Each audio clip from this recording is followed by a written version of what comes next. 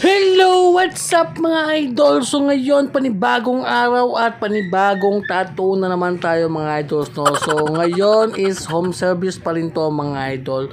So kalugtong to mga idol ng ating last video, yung cover up Polynesian ng aking pinsan mga idol na si Boss Johnny. So yung asawa niya pala, yung kanyang asawa is nagpatato rin pala, no? So kaya iniba ko na lang yung video mga idol kasi nga para maganda at gwapo tayo lahat.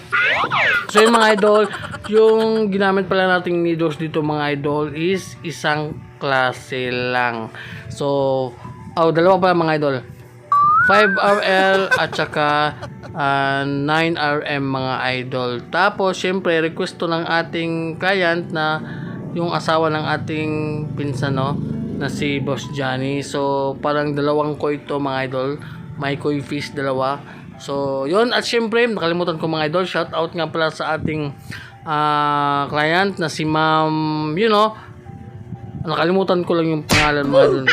Teka muna, pag-isipan ko muna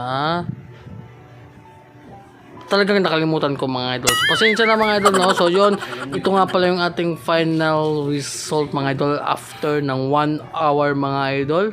So dyan yung ating final result.